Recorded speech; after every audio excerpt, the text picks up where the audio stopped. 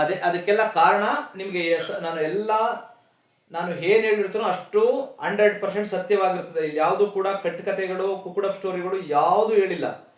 ಇದು ನಾನು ಇದು ಮಾಡಿದ್ರೆ ನಾನು ಗೊತ್ತೈತ್ರಿ. ಈಗ ನಾನು ಹೇಳಿದ ಪ್ರಕಾರ ನಾ ತಿಳ್ಕೊಂಡಿನ್ರಿ ಅದ.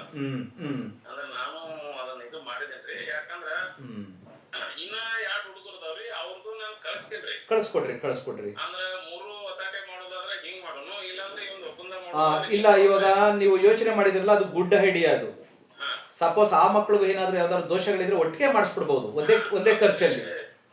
ಅದಕ್ಕೆ ನಾ ಏನೈತೇನ್ರಿ, ಅವ್ರದ್ದು ನಿಮಗ ಹಿಂಗ ಜನದ ಇದು ಹೆಸರು ಬರ್ದು ಹಾಕ್ತೇನ್ರಿ. ನೀವು ಅದನ್ನೆಲ್ಲ ಇದು ಹೇಳಕತ್ರಿ. ನಮಗೇನ್ರಿ, ಒಟ್ಟ ಹುಡುಗ ಓದ್ಬೇಕು, ಶಾನೆ ಆಗ್ಬೇಕು, ತನ್ನ ಕಾಲ ಮೇಲೆ ತಾನು ನಿಂದಿರ್ಬೇಕು. ಕರೆಕ್ಟ್. ಮತ್ತೇನಿಲ್ಲ ನನಗ. ಈಗ ಇಂಗ್ಲಿಷ್ ಮೀಡಿಯಂ ಹಾಕಿನ್ರಿ. ಈಗ ಒಬ್ಬೊಂದು ಆದರ್ಶ ಆಗೈತ್ರಿ. RMS ರೀ. ಇವಂದು ಸೈನಿಕ ಆಗಿತ್ರಿ. ಸೈನಿಕ ಒಂದ್ ವರ್ಷಿಗ್ರಿ 1,75,000 ತುಂಬುದು ಬತ್ರಿ. ನನ್ ಕಡೆ ಅಷ್ಟೊಂದ್ ಇಲ್ಲ ಅಲ್ರಿ, ಹೊಲಾನು ಇಲ್ಲ. ಹಿಂಗಾಗಿ ಸ್ವಲ್ಪ ಇದೈತ್ರಿ, ನಾನು ಕೆಲಸ ಮಾಡ್ಬೇಕಲ್ಲ. ಹಿಂಗಾಗಿ ಇವ ಇತ್ತಿತ್ಲಾಗಿ ವಾಂಡತನ ಮಾಡಕ್ ಹತ್ಬಿಟ್ಟನ್ರಿ. ಮತ್ತ ಇವನಿಗೆ ಅದೇನ ಆತಾರಲ್ರಿ ಸರ್, ಗಾಳಿ ಭೂತ ಅದೇನಿಲ್ಲಲ್ರಿ. ಆ ತರದೆಲ್ಲ ಶುದ್ಧ ಸುಳ್ಳ್ರಿ. ನೋಡ್ರಿ, ನಾನು ಸತ್ಯ ಹೇಳಕತ್ತಿ ಕೇಳ್ರಿ. ಗಾಳಿ, ಭೂತ, ಪೀಡೆ, ಪಿಚಾತಿ, ಬಾನಮತಿ, ವಸೀಕರಣ ಇದೆಲ್ಲ ಶುದ್ಧ ದಡ್ಡತನ, ಮೂರ್ಖತನ. ಈ ತರದ್ದು ಪ್ರಪಂಚದ ಮೇಲೆ ಯಾವ್ದು ಇಲ್ಲರಿ. ಯಾಕೆಂದ್ರೆ ಇದ್ರ ಬಗ್ಗೆ ನಾವು ತುಂಬಾ ರಿಸರ್ಚ್ ಮಾಡಿದೀವ್ರಿ. ಸೊ ಏನು ಗೊತ್ತಿಲ್ಲದೇನೆ ದಡ್ಡತನವಾಗಿ ಹೇಳೋದಿಲ್ಲ. ಇವಾಗ ಜ್ಯೋತಿಷ್ಯ ಶಾಸ್ತ್ರನು ಅಷ್ಟೇ. ಇವಾಗ ನಕ್ಷತ್ರಗಳು ಇರೋದು ಸತ್ಯ ಅಲ್ವೇನ್ರಿ? ನಿಮ್ ಕಣ್ಣು ಕಾಣಿಸ್ತಾ ಇರುವಂತಹದ್ದು ಸೂರ್ಯ, ಚಂದ್ರ, ಭೂಮಿ ಇದೆಲ್ಲ ಸತ್ಯ ಅಲ್ವೇನ್ರಿ? ಈ ಮಹಾಪಂಚಭೂತಗಳು ಸತ್ಯ ಅಲ್ವೇನ್ರಿ? ಹಾಗಾಗಿ ವೈದಿಕ ಜ್ಯೋತಿಷ್ಯನು ಸತ್ಯ ಇದೆ. ಬಟ್ ಕೆಲವರು ಅವ್ರು ಹುಟ್ಟಿದ ಟೈಮನ್ನ ಕರೆಕ್ಟಾಗಿ ಕೊಡದೇ ಇದ್ದಾಗ ವ್ಯತ್ಯಾಸ ಆಗ್ತದೆ. ಅವ್ರು ನಾವು ಹೇಳೋದ್ರಲ್ಲಿ, ಅವ್ರು ಕೇಳೋದ್ರಲ್ಲಿ. ಸೊ ಯಾವ್ದೋ ಟೈಮ್ ಅವ್ರದ್ದು ಡೇಟ್ ಆಫ್ ಬರ್ತ್ ಗೊತ್ತಿರೋದಿಲ್ಲ, ಹುಟ್ಟಿದ ಟೈಮ್ ಕರೆಕ್ಟಾಗಿ ಗೊತ್ತಿರೋದಿಲ್ಲ, ಹುಟ್ಟಿದ ಜಾಗದ ಸರಿಯಾಗಿ ಗೊತ್ತಿರೋದಿಲ್ಲ, ತಪ್ಪು ಮಾಹಿತಿ ಕೊಡ್ತಾರೆ. ಹಾಗಾಗಿ ಒಂದು 20% 30% ಕರೆಕ್ಟಾಗಿ ಇಲ್ಲ ಅಂದ್ರೂ 70% ಕರೆಕ್ಟಾಗಿ ಬರ್ತದ್ರಿ. ಆಮೇಲೆ ಈ ವೈದಿಕ ಜ್ಯೋತಿಷ್ಯ ನಿಮ್ಗೆ ಯಾವಾಗ ನಿಮ್ಮ ಹುಟ್ಟಿನಿಂದ ನಿಮ್ಮ ಸಾಯಿ ತನಕ ನಿಮ್ಮ ಇಡೀ ಜೀವನ ಹೇಗಿರುತ್ತೆ ಅಂತ ಹೇಳಕ್ ಹೋಗ್ತದ್ರಿ. ಅದ್ರ ಮಧ್ಯದಲ್ಲಿ ಫಾರ್ ಎಕ್ಸಾಂಪಲ್ ನೀವು ಬೆಂಗಳೂರು ಬರ್ಬೇಕಾದ್ರೆ, ನೀವು ಗುರುಗಳೇ ನಿಮ್ದು ಯಾವ ಏರಿಯಾದಲ್ಲಿ ನಿಮ್ದು ಮನೆ ಎಲ್ಲಿದೆ, ನಿಮ್ದು ಯಾವ ಬಸ್ ಹತ್ತಬೇಕು, ಹೇಗ್ ಬರಬೇಕು ಅಂತ ನೀವು ಕೇಳ್ಕೊಂಡು ಲೊಕೇಶನ್ ಹಾಕೊಂಡು ಬಂದ್ರೆ ಸುಲಭವಾಗಿ ಇಲ್ಲಿ ತಲುಪೋದ್ರಿ.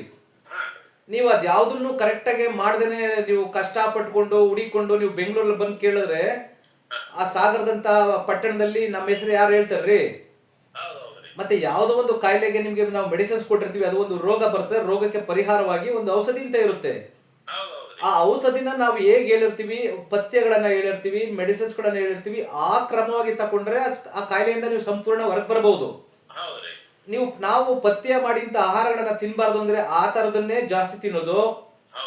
ಸೊ ಮತ್ತೆ ಈ ತರದನ್ನ ಮಾಡಬೇಡಿ ಅಂದ್ರೆ ಅದನ್ನೇ ಮಾಡೋದು, ಕುಡಿಬೇಡಿ ಅಂದ್ರೆ ಕುಡಿದು, ಸ್ಮೋಕ್ ಮಾಡಬೇಡಿ ಅಂದ್ರೆ ಸ್ಮೋಕ್ ಮಾಡೋದು, ಹುಡುಗಿರ್ ಸಹವಾಸ ಮಾಡಬೇಡಿ ಅಂದ್ರೆ ಅವ್ರ ಹಿಂದ್ಗಡೆ ಹೋಗೋದು. ಸೊ ಕೆಟ್ಟದ್ದು ದುಶ್ಚಟಗಳನ್ನ ಯಾವ್ದು ಮಾಡಬೇಡಿ ಅಂತ ಹೇಳ್ತೀವಿ ಅದನ್ನೇ ಮಾಡ್ಕೊಂತ ಅದು ಸ್ವಯಂಕೃತ ಅಪರಾಧ ಅದು. ಹಾಗಾಗಿ ಸೊ ಪ್ರತಿ ಒಂದಕ್ಕೂ ಕೂಡ ಒಂದು ಪರಿಹಾರ ಅಂತ ಇರುತ್ತೆ. ಅದನ್ನ ಸೂಕ್ತ ಕ್ರಮದಲ್ಲಿ ಮಾಡ್ಕೊಂಡ್ರೆ ಅದರಿಂದ ಸಂಪೂರ್ಣವಾಗಿ ನಾವು ಹೊರಗೆ ಬರಬಹುದು. ಇವಾಗ ನಿಮ್ಮ ಮಗಂದು ಕೂಡ ಇವಾಗ ನೀವು ಯಾರಾದ್ರೂ ತುಂಬಾ ಜ್ಯೋತಿಷ್ಯ ಶಾಸ್ತ್ರದಲ್ಲಿ ಎಕ್ಸ್ಪರ್ಟ್ ಇರೋರ್ನ ಬೇಕಾದ್ರೆ ಒಂದು 10 ಜನ ಎಂಕ್ವೈರಿ ಮಾಡ್ರಿ. ಇವಾಗ ನಾನು ಹೇಳೋದೆಲ್ಲ ರೆಕಾರ್ಡ್ ಮಾಡ್ಕೊತಿದ್ದೀರಲ್ಲ, ಬೇಕು ಅಂದ್ರೆ ಅದನ್ನ ರೆಕಾರ್ಡ್ ಬೇಕಾದ್ರೆ ನಾನು ಮಾಡಿರ್ತೀನಿ, ಬೇಕಾದ್ರೆ ನಿಮ್ಗೆ ಕಳ್ಸ್ಕೊಡ್ತೀನಿ, ಅದನ್ನ ಯೂಟ್ಯೂಬ್ಗೆ ಹಾಕ್ತೀನಿ, ಬೇಕಿದ್ರೆ ಕೇಳಿಸ್ಕೊಡಿ.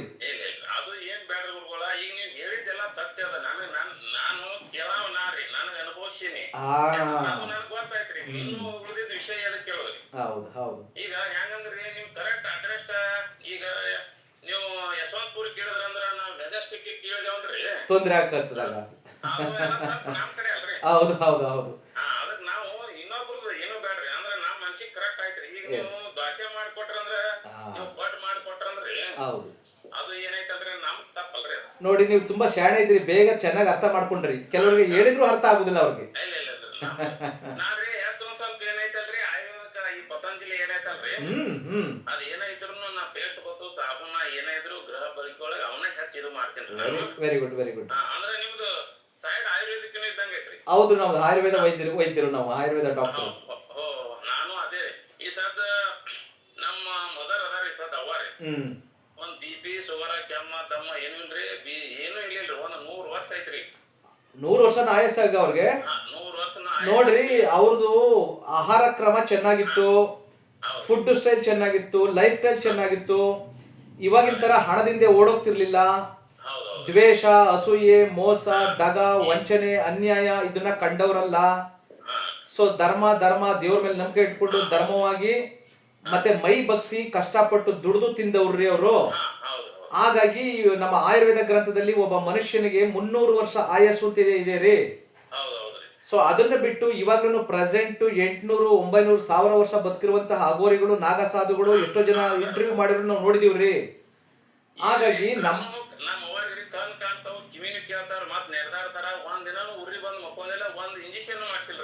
ಯಾಕೆ ಹೇಳಿ, ಅದು ನಿಮ್ಗೆ ಗೊತ್ತಿದೆ ಯಾಕೆ ಅಂತ ಹೇಳಿ.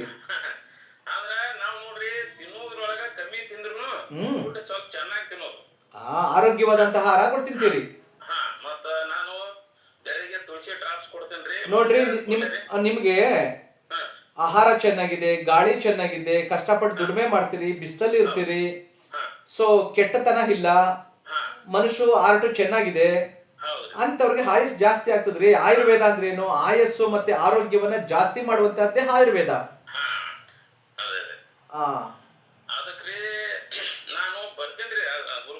ಬನ್ರಿ ಬರಂಗಿಲ್ಲ ನಂಗೆಲ್ಲ ಬರ್ತೀನ್ರಿ. ಅದನ್ನ ಎಲ್ಲಾ ಇದು ಮಾಡಿ ಅಗವ ನೀವು ಏನೇನ್ ತಗೋಬೇಕು ಅನ್ನೋದೆಲ್ಲ ನಾ ಫೋನ್ ಪೇ ಮಾಡ್ತೀನ್ರಿ. ಆಗ್ಲೇಬಹುದ್ರಿ, ಮಾಡ್ತೀನ್ರಿ. ನಾನು ಇನ್ನ 2 ಹುಡುಗರದಲ್ರಿ, ಅವ್ರದ್ದು ನಾ ಕುಂಡ್ಲಿ ಹಾಕಿ ನಿಮ್ಗೆ ಇದು ಮಾಡ್ತೀನ್ರಿ. ಅವ್ರದ್ದು ಹಾಕ್ಬಿಡ್ಲಿ, ಆಮೇಲೆ ಒಟ್ಟಿಗೆ ಅದನ್ನ ನೋಡ್ಕೊಂಡು ಮಾಡೋಣ ಬಿಡ್ರಿ. ನಾವ್ ಬರೋದಿತ್ತಂದ್ರೆ ಒಟ್ಟಿಗೆ ಬಂದ್ಬಿಡ್ತೇವ್ರಿ. ಒಳ್ಳೇದ್ರಿ, ಅದು ಗುಡ್ ಐಡಿಯಾ ರೀ. ಅಲ್ಲಿ ಎಲ್ಲಾ ಪೊಸಿಷನ್ ಏನ್ ಅನ್ನೋದು ಎಲ್ಲಾ ಹಾಕತ್ರಿ. ಅಂತಂದ್ರ ಒಂದ್ ಸ್ವಲ್ಪ ಇದು ಅಲ್ಲಿ ಬನ್ನಿ. ಸಂತೋಷ, ದೇವ್ರು ಒಳ್ಳೇದ್ ಮಾಡ್ಲಿ. ಆದಷ್ಟು ನಿಮ್ ಮಕ್ಕಳು ಒಳ್ಳೇದ್ ಮಾಡ್ಲಿ, ನಿಮ್ಗೂ ಒಳ್ಳೇದ್ ಮಾಡ್ಲಿ. ಅದನ್ನ 2 ಮಕ್ಕಳದನ್ನ ಕಳಿಸಿ ಎಲ್ಲಾರ್ದನ್ನು ನೋಡ್ಬಿಟ್ಟು ಒಟ್ಟಿಗೆನೆ ಮಾಡ್ಬಿಡೋಣ. ಆಗ್ರಿ, ಒಳ್ಳೇದಾಗ್ರಿ. ನಮಸ್ಕಾರ. ನಮಸ್ತೆ ರೀ.